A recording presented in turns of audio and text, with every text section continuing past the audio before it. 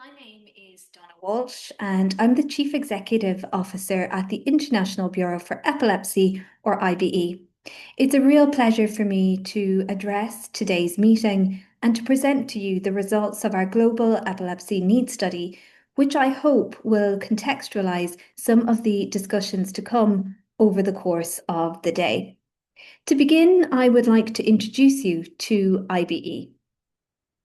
We are a global organization. We have 160 member organizations, which we call chapters, in over 110 countries worldwide, covering all 7 regions of the World Health Organization. Our aim is to achieve a transformational social change for people with epilepsy worldwide, and we do this by pursuing 3 strategic goals. The first is to position epilepsy as a global public health priority. The second is around empowering and amplifying the voice of people with epilepsy. And the third is around serving and supporting our network of chapters worldwide.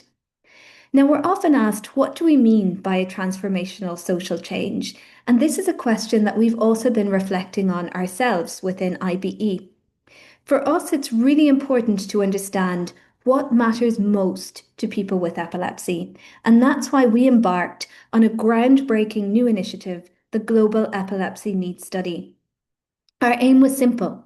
We wanted to identify the current global, unmet, everyday needs of people with epilepsy beyond seizures. Now, before we started our study, we conducted a rapid literature review. And what we saw was that what is usually documented when it comes to the needs of people with epilepsy is referring to seizures, seizure burden, seizure frequency, seizure duration. And of course, this is hugely important because seizures play a huge role in the quality of life of people with epilepsy. But we all know that epilepsy is more than just seizures. And so we worked very closely with a focus group of people with lived experience to help us to design a study that very much addressed their wider needs. We had 2 main research tools, a GEN survey, which was completed by 250 people at least in each of our 15 focus countries, and I'll show you our focus country shortly, as well as a set of semi-structured interviews, which were again conducted in each of our focus countries and for which at least 5 people with lived experience of epilepsy were interviewed. We engaged a UK-based research organisation called Medipace to ensure that we developed a scientifically robust methodology.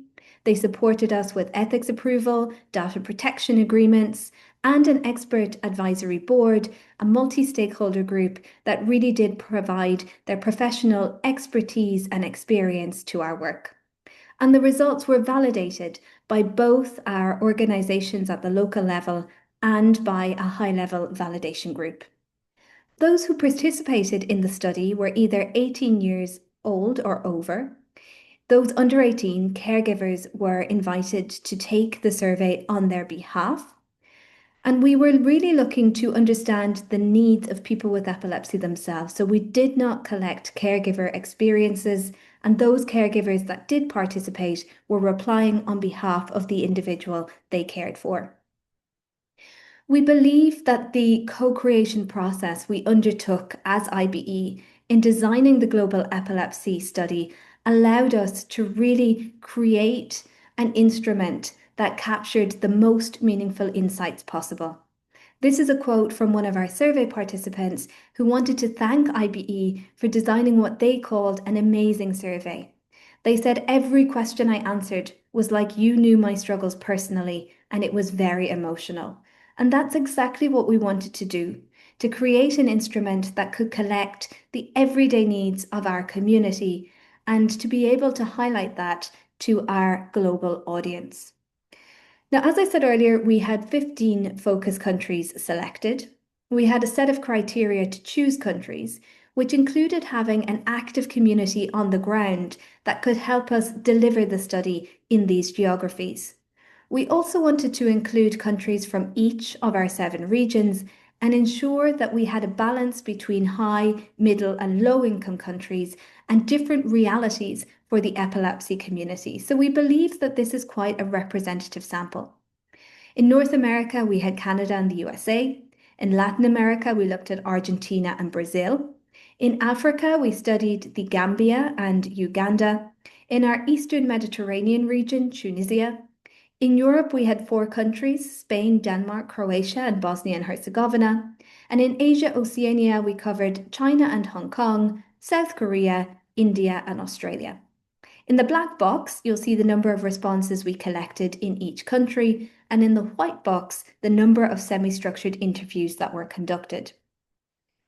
The survey looked across 10 domains of life that our community of people with epilepsy told us were important to them.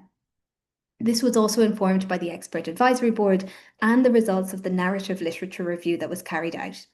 So, of course, we looked at healthcare and well-being, but we also looked at mental health. We looked at sexual and reproductive health, but we looked at other sectors of society too, areas like learning and education, work and income, transport and driving, and topics like knowledge and advice, safety and security, achieving life goals, and even community and relationships.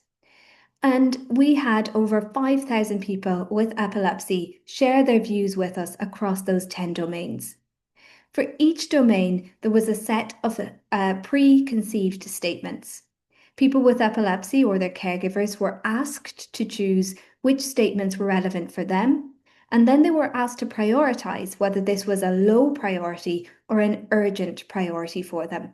And I'll take you to the results in a second. But I first want to give you a flavour of who we heard from. So as usual, we had more female respondents than males, but we still had over 35% male responses. The majority of participants came from urban settings, but we also had 20% from suburban communities and almost 20% from rural communities. Again, the majority of respondents were people with epilepsy, but over 40% of respondents were caregivers. You'll see too that there was a split between high and middle income respondents and just over 10% from low income settings. And a really nice set of age ranges contributed to our study, and it really allowed us to look at these needs across the life course. So these then are the 10 most frequently selected needs across all survey domains globally. And you'll see that from my perspective, they fall into 3 main themes.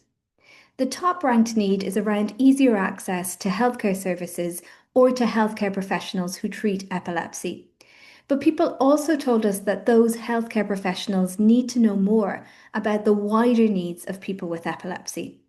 There was a call for healthcare professionals also to better address the mental health, including stress levels of people with epilepsy, and faster access to the right treatment was called for. The sort of second set of needs really fall into the category of awareness of epilepsy. Many people telling us that their local community needs to know more about epilepsy, that basic seizure first aid should be more widely known in societies, and that people should feel confident that they will get the help and support they need during an epilepsy emergency. And then the final set of needs, I think, can be bucketed into that group of human rights. People saying that their countries need to better recognise and defend the human rights of people with epilepsy. Now, as well as ranking the needs across the survey, we also merged the survey data with the qualitative data that we managed to gather through the semi-structured interview. And with a team of analysts, we came up with 5 generalized themes or generalized statements that we feel capture the needs of people with epilepsy across the world. And I will take you through each of these 5 areas in turn. So let's start with number 1, which is around navigating uncertainty and redefining daily life. So many people with epilepsy told us that they are concerned about the physical risk inherent to epilepsy. Will I be hurt if I have a seizure in public? Will I be safe if I have a seizure in the community? And the emotional uncertainty and psychological strain that brings. Because of this, people with epilepsy often see barriers to their participation in everyday activities and in social recreational settings. And of course, it's not just about day-to-day life, it's also about the future. Will I be able to stay at school? Will I be able to get a job? Will I be able to get married and become a parent? And you can see here that we've included a number of key insights which show that actually women feel this physical and emotional risk more so than men. And there's a quote from an older female in China who says, "When I first found out about my condition, it felt as if a heavy boulder had been placed on my heart, creating an immense psychological burden." And those sentiments were echoed by people who spoke to us across the study.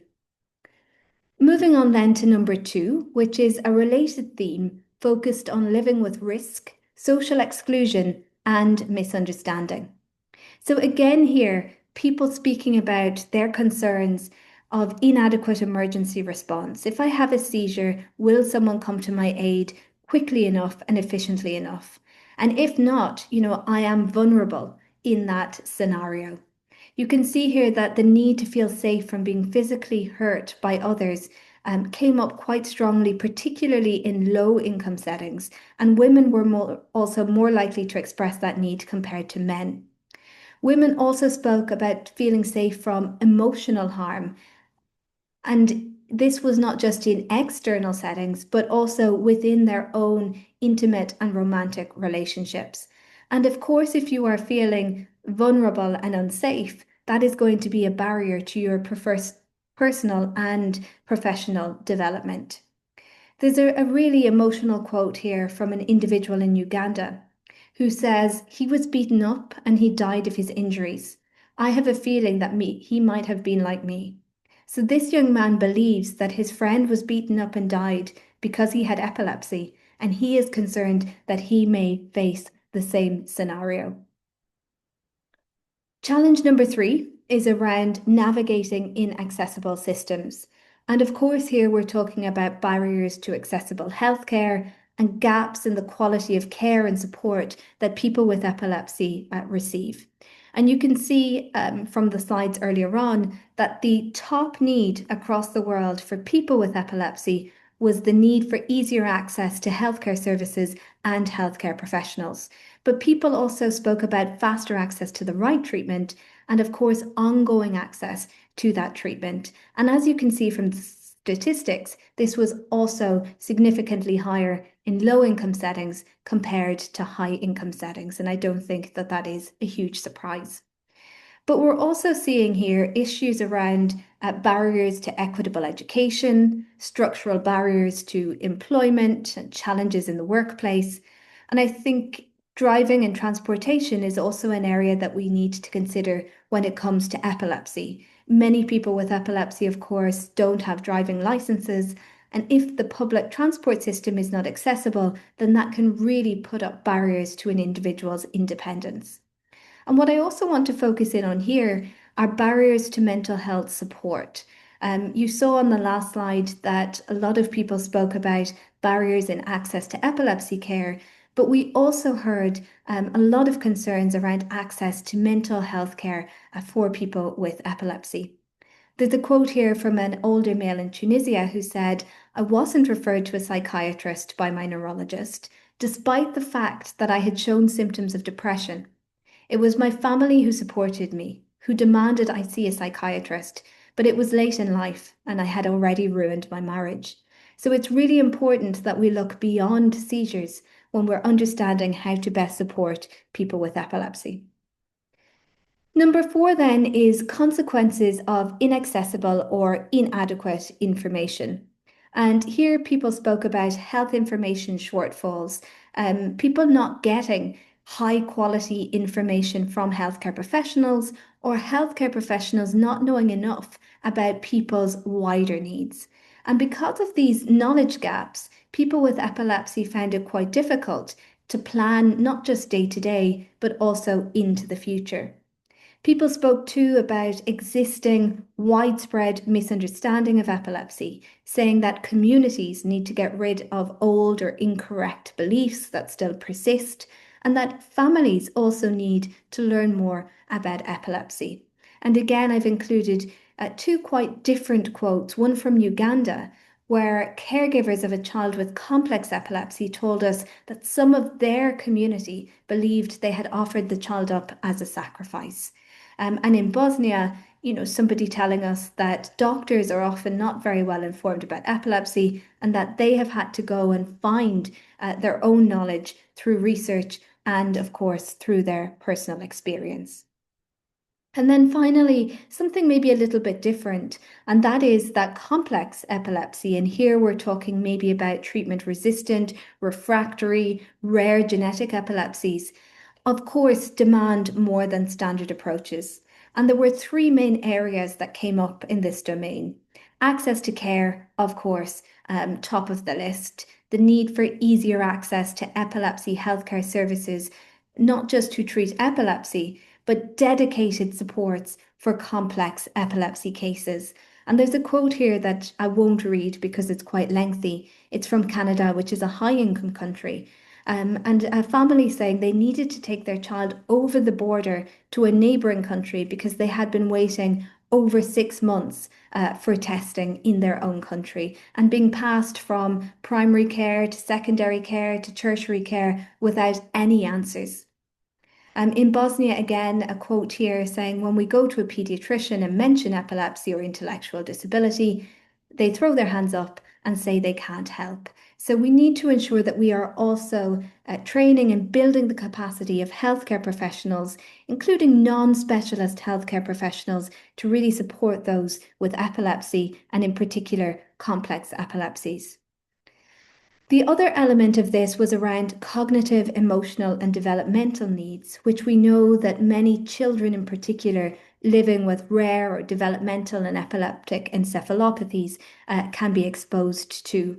So a lot of people telling us they needed help managing wider health problems and for healthcare that addresses specific needs. And you can see here in the quotes that those needs range from things like behavioral, mood disorders, unpredictability, pain, anxiety, and so on.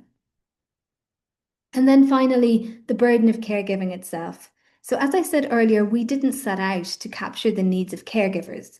The caregivers who responded were asked to respond on behalf of the individual with epilepsy. But particularly in the semi-structured interviews, caregivers did share with us some of their own concerns and the impact and the burden that caregiving has on their own lives. And they called for inclusive social activities for caregivers and those they care for. And you can see here again from the quotes, people saying, really, we can't leave the house. We are working 24/7. There's chronic strain, undercurrents of stress. And I think we need to be very mindful that when we're talking about the needs of people with epilepsy, we need to consider the whole family unit and all those involved. So what are we going to do with this data? Well, first and foremost, we are going to publish a scientific research article in Epilepsia Open. This will be open access, so it means that everybody will be able to read the article and also download the supplementary materials. But we need to take it further because this is a first of its kind global study. It's been designed and delivered with and by our community, and it has provided us with a comprehensive picture of the everyday unmet needs of people with epilepsy for the first time. So we now have this critical evidence base for ourselves at IBE, for our chapters, the epilepsy support organizations around the world, for healthcare professionals, but also for other stakeholders like policymakers, decision makers, the pharmaceutical industry, and so on. And it really will be the basis for driving progress and further work. For us, GENS will absolutely inform IBE's strategic direction and our annual operational plans. The work that we do currently at IBE falls into these 4 action areas: knowledge creation and exchange, and GENS is an example of exactly that.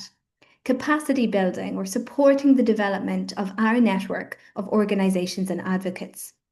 Partnership development, because we can't address the needs of people with epilepsy alone, And we need to ensure that we are working with others who have expertise and experience across some of those wider sectors of society that I've just been speaking to you about. And of course, awareness raising and advocacy for change. So, what does that look like in practice? Let's take a look at capacity building. So, at IBE, we have a global exchange. It's housed within our IBE Knowledge Hub, which is a platform that brings together our network of organizations from across the world. And we have shared learning groups within this hub. Each of the shared learning groups is initiated with a webinar where we bring together chapters who can share best practice and engage in peer-to-peer learning and support. And we will ensure that each of those webinars in the years to come is contextualized and grounded within the needs of epilepsy. And the best practice or case studies that are shared by our chapters are put forward as solutions that can help to address the needs of our community. Of course, we also need to meet and engage offline. And as IBE, we have been running chapter conventions regionally over the past number of years. Here's some pictures and the reports from Africa and from Asia Oceania. And in each of these meetings, we have an opportunity not just to present the needs of people with epilepsy, but to discuss regional solutions that we can undertake together to address those needs. And of course, as you've seen, a lot of what we've heard from people with epilepsy is focused on the role that can be played by healthcare professionals. And so we need to ensure that the needs of people with epilepsy are integrated into opportunities for medical education, in our case through congresses. These are some pictures from the International Epilepsy Congress 2025, where we presented the early insights from GENS. This was the most well-attended session at the Congress, and we believe that if clinicians are exposed to the needs of people with epilepsy, then we can improve clinical practice. Of course, advocacy and awareness raising is absolutely essential. We now have an intersectoral global action plan on epilepsy and other neurological disorders. There is a specific strategic objective within that plan that calls on governments around the world to strengthen the public health approach to epilepsy. And our global epilepsy needs study can and should be used to inform how governments create policies, programs, and initiatives addressing the needs of people with epilepsy in their countries. WHO has a number of tools aimed at policymakers and decision makers, as well as other stakeholders, around how Igap should be implemented. But as IBE, it's really important that we continue to equip our advocates and our organizations to ensure that any implementation is meaningful and that any actions address the needs of people with epilepsy. And so we have developed this suite of tools that our community can use to make noise and to raise awareness of the needs and the solutions that we want to see being put forward at both a regional and national level. And we will continue to use platforms like International Epilepsy Day or our 50 Million Steps campaign, not just to raise awareness, but to encourage the community to come together and to commit to take action to address the needs that we have captured through GENS. As I said earlier, partnership development is essential.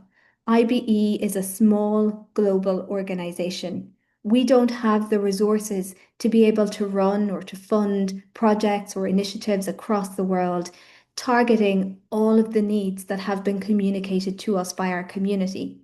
But we can use our global platform to raise awareness and to advocate for change. And these are some pictures over the last 12 months or so where representatives from IBE have engaged in high-level discussions at the World Health Assembly, at the UN General Assembly, within the European Parliament, within meetings of the regional WHO offices, and beyond. So as I said, our scientific publication is a first step. The GENS Policy Advocacy Report and the associated dissemination materials will allow us to bring that scientific publication and findings to a wider community of stakeholders. We will continue to do some deep dives into subpopulations where we have identified statistically significant needs, such as women, such as caregivers, such as low and middle income settings. And we will also explore the needs of people with DEEs, which is developmental and epileptic encephalopathies, or rare genetic epilepsies, as this emerged as an area that needed more focus.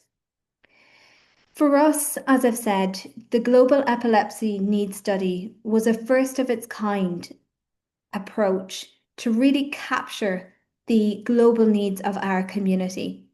And what we're really pleased is that it is resonating with people with lived experience. This is a quote from someone who attended one of our sessions and said, "I've nodded so much this morning, my head has almost fallen off."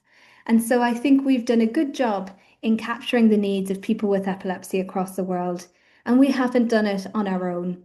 As I mentioned earlier, we've worked hand in hand with people with epilepsy, with our network of chapter organizations across the world, with a team of expert advisors, healthcare professionals, researchers, Medipace, our research partner, and we are thankful to the support we received from our partners to be able to fund an ambitious study of this kind. So I really hope that the needs that you have heard today, the needs of people with epilepsy across the world, will guide your work as you move forward. And we look forward to continuing to work with you to make this change a reality. Thank you for listening.